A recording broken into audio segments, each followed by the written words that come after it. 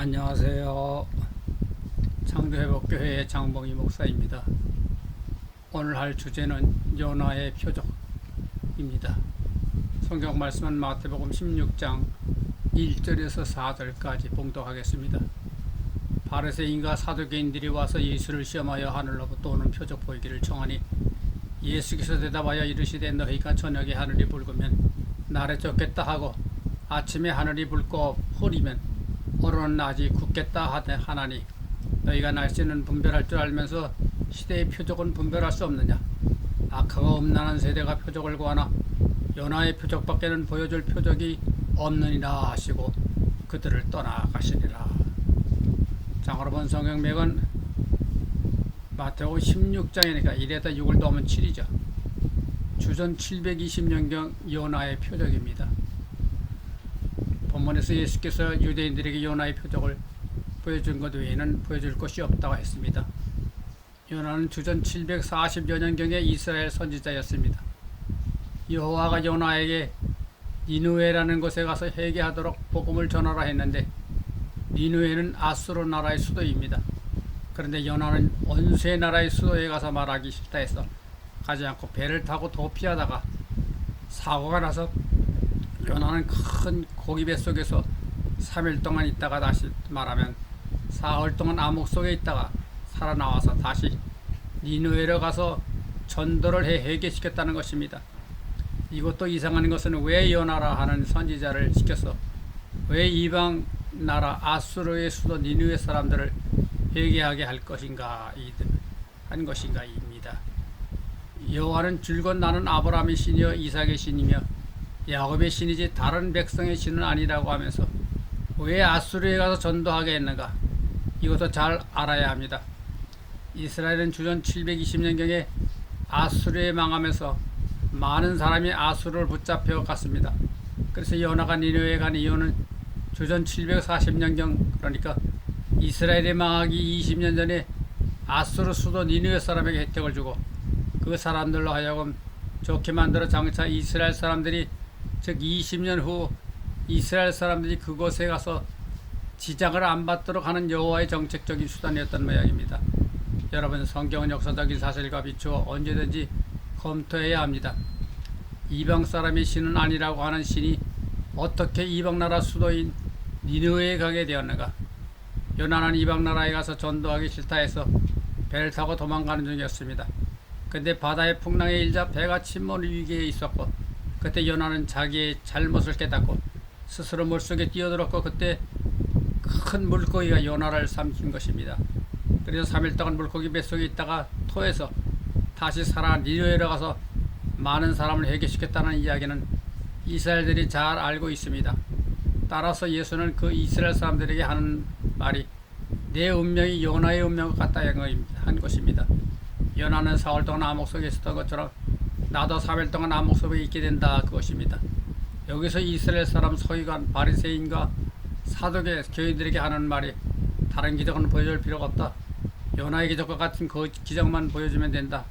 다시 말하면 내가 십자가에 달려 죽은 후 3일 만에 일어나는 기적밖에 보여줄 것이 없다. 여기서 마태복음 3장에 보면은 세례 요한이 이스라엘 백성들에게 세례를 주면서 백성들에게 외칩니다. 그때 예수께서 세례 요한에게 앞에 나갔습니다. 그런데 머리 위에 비둘기가 앉았다 그런 이야기가 나옵니다. 그런데 세례 요한이 왜 이스라엘 백성들에게 세례를 주었는가 하면은 세례라 하는 것은 새 생활을 결심하게 하는 작정입니다. 세례 요한은 이스라엘 백성들에게 특별한 바리새인 교회나 종교단체를 잘났다고 행세하는 사람들을 향해 너희들은 장차 나무 토막처럼 끊어서 없어버릴 종자들이다 하면서 생각을 고치라 이것을 외쳤던 것입니다. 세례를 주면서 외치는 것입니다. 그러면 세례를 받는 사람이 과거의 생각을 고쳐서 새로운 각성을 하겠다는 의미이죠. 왜 이렇게 세례를 주었는가? 세례 요한은 새로운 국가가 이스라엘에 등장한다는 것입니다. 그런 거로 과거에 썩어빠진 생각을 버려라. 이제 메시아가 왕으로 온 새로운 나라가 등장할 텐데 악은 악대로 처리하고 모든 국민은 새로운 각오를 가져라. 그 각오를 갖도록 결심하게 한 것이 세례이다. 그때 예수가 세례 요한 앞에 왔고 예수의 머리 위에 비둘기가 나타났습니다. 성경에는 성신이 비둘기 모양으로 나타났다고 기록하고 있습니다. 그것은 도깨비 같은 소리이죠. 성신이 성신 자체로 나타날 것이지 무슨 비둘기 모양으로 무엇 때문에 나타나는가. 비둘기 모양으로 나타날 수 있다면 돼지나 개 모양으로 나타날 수 있다는 이야기가 됩니다. 이 비둘기는 예수가 오게 한 것이죠. 왜 비둘기가 예수의 머리 위에 앉게 했는가 하면은 비둘기라는 말은 히브리 말로 요나입니다. 세례 요한은 예수가 이스라엘에 대단히 힘있는 양으로 왕으로 등장할 것으로 보았습니다. 그래서 많은 사람들에게 세례를 주고 정신을 고치라 할 적에 예수는 그 앞에 나타나서 자기 머리 위에 비둘기가 앉도록 했습니다. 비둘기는 요나입니다. 즉 요나라 하는 비둘기를 앉게 했죠. 그래서 나는 요나의 운명을 가진 사람이다 라는 것을 보여준 것입니다. 나는 이스라엘 왕이 아니고 요나와 같은 운명을 사흘을 암흑 속에 있다가 일어날 것이다. 이것을 말해준 것입니다. 예수는 세례 요한이 백성들에게 세례를 주면서 백성들의 정신을 개조하려고 한 일은 가상하게 여겼습니다. 그러나 그의 생각은 틀렸다는 것입니다. 그래서 나는 요나의 운명을 가진 사람이라고 일부러 보여주었습니다. 세례 요한에게 다시 생각하는 기회를 주기 위해서 올바른 생각을 갖도록 하기 위해 머리 위에 비둘기를 앉게 했고 나는 요나의 운명이다 이것을 말해준 것입니다. 근데 세례 요한은 그것을 지나쳤습니다. 몰랐습니다. 이 세례라는 말 그대로 사람을 물속에 잠기는 것이죠. 언어로는 밥티조라 하는데 담근다는 말입니다. 구약 성경에는 세례라는 것이 없습니다. 그러면 어디서부터 온 의식인가? 이것은 바벨론 종교에서 온 것이죠. 바벨론의 신들 중 물의 신이 있습니다. 이 물이 신에게 예를 바치는 행위가 세례입니다. 여기서 성령의 비둘기 모양으로 나타났다는 그런 것도 역시 바벨론 사상이죠. 바벨론이나 애굽을 보면 다양한 신이 있는데 동물의 이름을 가는 신이 특별히 많습니다. 바벨론에 커크다일이라는 큰 신이 있는데 이것은 요즘 말로 말하면 용의 신입니다. 바벨론의 물의 신이 대단히 훌륭하고 큰 신이죠. 창조력을 갖는 신입니다. 그래서 바벨론 사람들이 물을 뒤덮었으면 내가 신을 덮었었다는 이야기가 됩니다. 신을 덮었었다는 것은 과거의 생활과는 다른 아주 신격의 생활 속에 들어간다는 소리이죠. 이 세례라는 의식을 이스라엘 사람들이 바벨론의 포로로 잡혀가 있으면서 배운 것이죠. 즉 세례는 물속에 사람을 담그어 내므로 새로운 사고를 가지게 합니다. 그러므로 예수 당시 많은 사람들이 세례를 받았습니다. 그런데 이 세례를 주는 사람, 즉 증거인이 있어야 됩니다.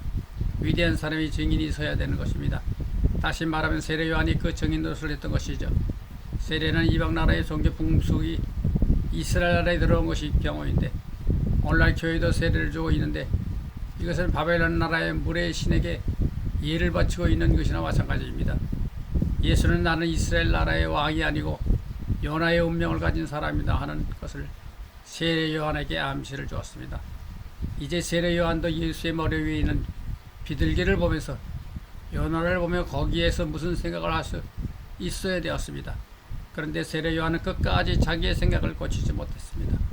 그런 거로 그가 감옥에 가서도까지도 예수에게 당신은 이 나라의 왕으로 온 분이 아니었습니까? 하고 기대를 했습니다. 그래서 사람을 보냈던 것이죠. 예수께서 세례 요한에 대해 여자가 나 혼자 중 이보다 더 큰 사람이 없었다 말할 정도로 예수가 기대를 하는 인물이었지만은 또 인간적으로 볼 적에 대단히 훌륭한 인물이었지 모르지만은 그러나 신에 잡혀 생각을 고치지 못했습니다. 그 세례 요한뿐 아니라 오늘날 온 세계가 다 신에 걸려 있습니다. 그런 거로 생각을 고치지 못합니다. 정상적인 바른 길을 찾지 못합니다.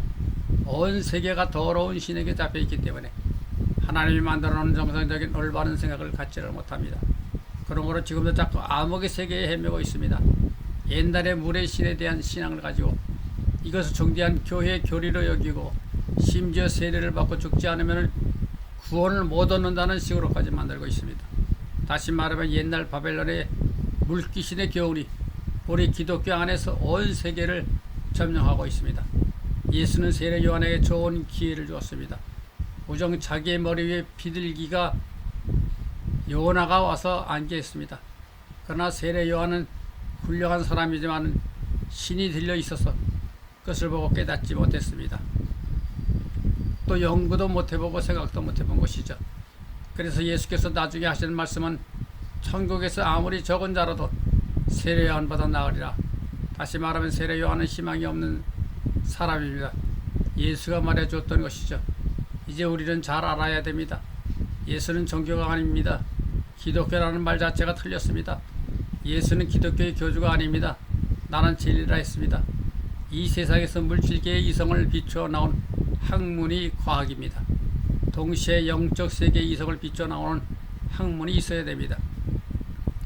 이것이 물질계의 학문과 유사하겠지만 그러나 정도는 다를 것입니다.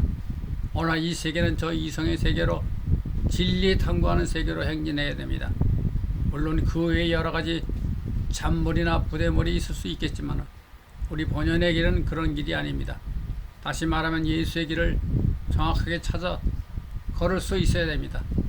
예수의 길을 찾는 데는 시간이 걸리고 노력이 필요합니다. 또한 내가 이 세상의 잡신들을 잡혀 입지 말아야 됩니다. 이 세상 종교에서 탈피해야 됩니다. 이 세상 종교에 묻혀 있으면 아무리 가도 옛날 세례 요한같이 이성의 세계를 찾지 못합니다. 예를 들면 이 침례라 하는 것은 바벨론 종교 사상에서 온 것입니다. 또 기독교에서 부활하는데 이것은 애굽 종교 사상에서 온 것입니다. 애굽 역사를 연구해 보면 애굽인들의 생활이란 거의 종교 생활이죠. 기독교에서 삼위일체다. 이것도 애굽 종교에서 온 것입니다. 우리가 예수의 태어나신 날로 기념하는 크리스마스 날을 로마의 태양신을 섬기는 축제이던데 이 태양신은 애굽에서 로마로 건너간 신입니다. 이 애굽은 신에 대한 중대한 온생지입니다. 그러므로 이 세계의 종교의 원천은 주로 애굽이죠. 기독교에서도 삼위일체나 중요한 제도들은 바벨론이나 아라비아 애굽에서 왔습니다. 구약 성경을 읽어보면 이상한 것이 40이라는 숫자가 잘 나옵니다.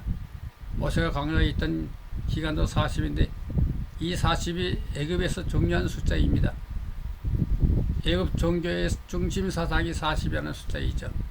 그래서 모세가 이 애굽 사상을 많이 본받아서 이용했습니다. 뿐만 아니라 성신의 비둘기 모양으로 나타났다 하는 것은 바벨론 종교 사상에서 따온 것인데 이 바벨론이나 애굽의 신들은 대개 이 세대 동물의 이름을 가지고 있습니다. 그런 거로 신이 동물의 형태로 나타난다. 이런 말을 하고 있는 것입니다. 오늘날 기독교 안에서 주요한 종교 사상은 주로 애굽이나 바벨론이나 아라비아로부터 받아들인 것이 많습니다. 다시 말하면 지금 기독교라는 이 세상의 이방 귀신 종교의 복합물입니다. 이제 우리가 알아야 할 것은 현 기독교에서는 예수가 파묻혀 보이지 않고 예수를 발견 못하고 있습니다. 예수는 분명히 말하기를 나를 모르면 내 아버지도 알 수 없다 했습니다. 그런데 기독교 안에서는 예수도 제쳐두고 아브라함 때부터 섬기던 신을 잘 알고 있다며 자위하고 있습니다. 또 베드로나 바울이 예수를 가리켜 어린 양이라고 했습니다. 어린 양이라 하면 제물이죠. 예수는 하늘에 있던 신인데 어떻게 어린 양이 되는가? 이것은 바로 애굽이나 바벨론에서 나온 종교사상 때문입니다. 다시 말하면 바벨론에서는 많은 신들이 동물의 이름을 갖고 동물의 성격을 갖고 동물의 자세로 나타납니다. 하나님의 아들 독생자라 하면서 어린 양이다. 이것은 무슨 생각인가 하면은 세상 잡신의 사상을 그대로 받아들여서 떠난 것이죠. 이렇게 되므로 믿음을 강조할 수밖에 없고 따라서 어리석은 단체가 오늘날 교회입니다. 예수는 왜 이 세상에 왔는가? 여러 가지 이유가 있지만 하나는 신을 분간하기 위해서입니다. 신의 정체를 확실히 드러내기 위해서입니다. 예수가 이 땅에 오기 전에는 우리가 예수의 아버지의 하나님을 몰랐습니다. 인간이 하나님을 알 수가 없습니다. 인간의 지혜로 하나님을 아는 것은 불가능합니다. 자기의 눈앞의 물질 세계도 모르는데 어떻게 영생의 세계를 알 수 있겠습니까? 나는 그 점에서 중국 사람들이 비교적 순진했다고 봅니다. 중국은 신의 이야기가 없습니다. 중국 역사에는 신의 이야기가 없습니다. 모르니까 없는 것은 당연하죠. 예수가 오기 전에는 인간은 하나님을 알 수가 없었습니다. 근데 그 대신에 이 세상 자신들이 모여 내가 하나님이라고 한 것입니다. 인간들이 하나님을 알았더라면 자신들이 서로 하나님이라고 못했겠지만 모르기 때문에 그렇게 말했고 또한 인간은 거기에 속아 넘어간 것입니다. 이 잡신들은 하늘도 만들고 땅도 만드는 창조의 신들로 둔갑을 했습니다. 여러분 창세기를 읽어보면 물을 만들었다는 이야기는 없어요. 단지 신이 물 위에 있었다 하고 있습니다. 이것은 바벨론의 물귀신이 흉내를 내고 있는 것이죠. 나는 물 위에 떠 있었다는 기록을 남기고 있습니다. 이 구약의 창조설과 바벨론의 창조설을 비교해보면 놀랄 정도로 비슷합니다. 바벨론 창조설을 꼭 그대로 옮긴 것 같습니다. 80% 이상 같습니다. 바벨론 창조설은 기독교의 창조설보다 근 1000년 이상 앞섰던 이야기이고 기록도 300년 이상 앞섭니다. 예수 당시에도 예굽의 신이 50개족 이상, 바벨론 신이 50개 이상 합쳐 100개가 넘는 잡신들이 있었습니다. 이들이 사람들을 농락하고 희롱하던 중에 예수가 하나님을 인간들에게 아리러 왔습니다. 하나님을 어떻게 아는가? 예수는 먼저 나를 알라 주문했습니다. 내가 하나님과 유사함으로 나를 통해서 아버지를 알 수가 있다. 둘째는 저 세계에 가는 길을 만들어 주러 왔습니다. 우리가 저 세계로 옮겨지기 위해서 인간 한 발짝도 옮길 수 없지만 예수의 길이 새로 생겨 가능하게 된 것입니다.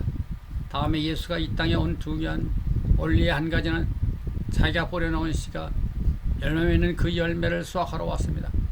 오늘날 인간은 예수가 뿌린 씨를 받아들일 수 있는 바탕의 역할을 하고 있습니다. 그 씨가 열매를 맺으면 그 열매를 예수께서 수확해 가십니다. 예수가 이 세상에 온 목적은 대단히 폭이 넓고 심오한 것이지만 중요한 것은 이 세 가지입니다. 그런 거로 지금 기독교가 잡신종교의 행사를 그대로 수행하면서 많은 사람을 모아놓고 거짓말을 하고 있습니다. 우리는 이제 어리석은 신의 포로가 되지 말아야 됩니다. 옛날 세례요가 같이 훌륭한 사람도 신에 걸려 있으니까 예수가 우정 자기의 머리 위에 요나 즉 비둘기를 앉게 해보고 깨달으라 했지만 조금도 깨닫지 못했던 것입니다. 감사합니다.